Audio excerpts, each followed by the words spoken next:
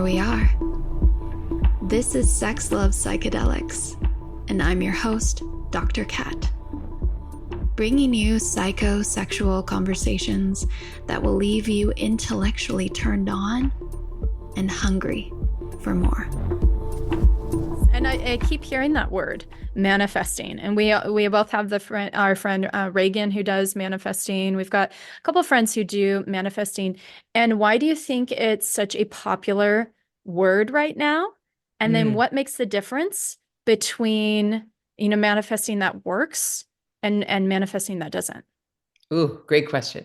So yeah, manifesting, I've actually realized, my friend reflected back to me. She's like, Emily, you actually have a manifesting company. You teach manifesting with meditation, and now you teach manifesting with sacred sexuality. And I was like, you're right. Because manifesting is part of the Ziva technique, right? It's mindfulness, meditation, and manifesting.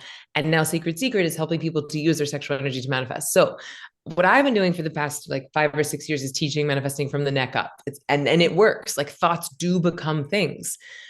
And I've found that, again, if you get your head, your heart, and your hoo-ha all in coherence with each other and pointed towards the same thing, you can speed up the rate of the magnetism. You can speed up like your ability to vibrate at the same frequency of the thing that you are desiring. Because if you think about it, erotic energy, like what is eros? It is the thing that holds the entire universe together. It is the thing that holds a double helix together. It is the thing that swirls the galaxy around itself. It's almost like gravity, but we all need that eros. It's what attracts us to, yes, a lover, but it can also attract us to the thing that we want to manifest. And so to answer your question of manifesting that works versus manifesting that doesn't, I think that has everything to do with your state of consciousness. Because you could do all of the steps, right? You could watch The Secret on repeat. You could line your walls with vision boards. But if your body is in a state of fight or flight, if you are chronically stressed, then one, your body doesn't have the bandwidth to truly like feel into the desire. You don't have the bandwidth available to feel the 5 senses reality of the dream because your body is too busy protecting itself. So step one is regulate the nervous system. And that's what we do at Ziva, right? We teach people to de-accelerate the nervous system so that the body can come into coherence. Now, the other piece to that, if you want to take that a step further, so when I teach manifesting with Ziva, it's like we meditate first. We flood the brain and body with dopamine and serotonin, and then we manifest from that state of consciousness. So that really amplifies it. But now with Sacred Secret, we're dumping oxytocin, norepinephrine, adrenaline, like a whole new level of internal chemicals. So you're changing your state of consciousness that you are manifesting from. So here's my formula. The simplest formula I know for manifesting is feel good, place the order, feel good. Feel good, place the order, feel good. Feel good, place the order, feel good. And that's a simple formula, certainly to remember, but it's much more intense to execute on, because feeling good does not mean bypassing. It doesn't mean faking it. It doesn't mean pretending that everything is in love and light. It means doing whatever it takes to sustainably raise your vibration. And sometimes that is trauma work. Sometimes that is therapy. Sometimes that is cleaning up your lies. Sometimes that is exercise. But it's like whatever you need to do to up-level your chemistry set so that you start to vibrate at the frequency of your dreams. So the difference between manifesting that works and manifesting that doesn't work, I would say, is your state of consciousness. Yeah.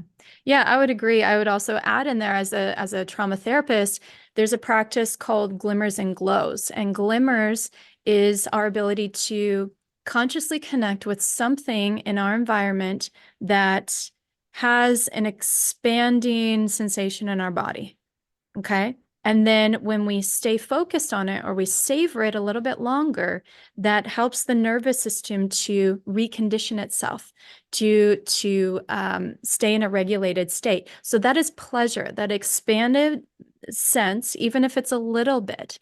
And we want to stay on that to help the body to move it towards that direction. I would leave my windows open and hear the birds outside, and that would be my cue for glimmer and glow. I would catch it, stay with it, and then feel how the whole rest of my body would follow with that. And so pleasure has a very scientific reason why we need to be doing it, because it helps our nervous system become healthier. Yes, I love that. Like ways to insert little moments Yeah. of putting your attention on the thing that you want to grow. Because again, so many of us have been trained to problem solve, to look for the trauma, to look for the bad, well, I don't like the way I feel, so let me find the problem and fix it. Yeah.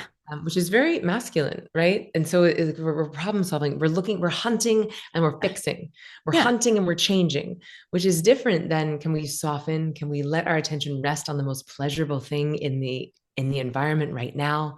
Can I breathe into that? Can I allow that to change can I allow that to be receptive in my body, allow it to change my frequency and my vibration? And then by you up-leveling the amount of pleasure, by you up-leveling your state of consciousness internally, you become a magnet, right? Which is a bit more feminine, to receive the thing to come to you.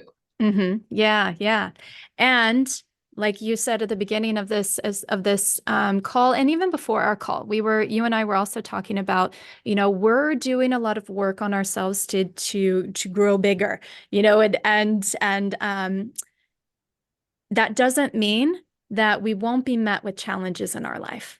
No, as a matter of fact, it means it's probably going to speed them up. It's like, oh, you wanted the advanced curriculum. Here you go.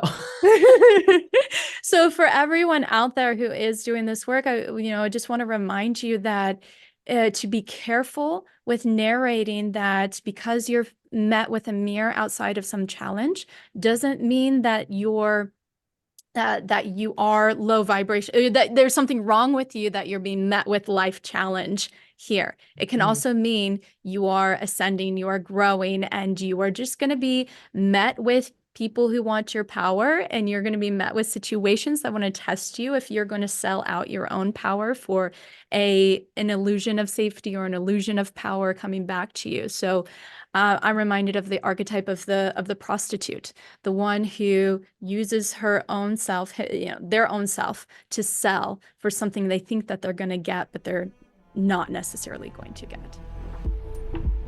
Well, that was fun. Thanks for tuning in, lovers. And if you want to experience more ecstasy and sexual liberation, head over to s.xlovepsychedelics.com and learn about how you can join me for any one of my online or live events. And while you're there, grab my free guide on sex and psychedelics. Remember, this podcast is for entertainment and educational purposes only. Please contact your healthcare provider and local law before pursuing any of the products or psychedelics discussed. And one final note here. I make this show specifically for you. If you're loving the show, then be sure to leave me a review in iTunes or Spotify to let me know. Happy to be here and happy to serve. I'll see you next time on S.x Love Psychedelics.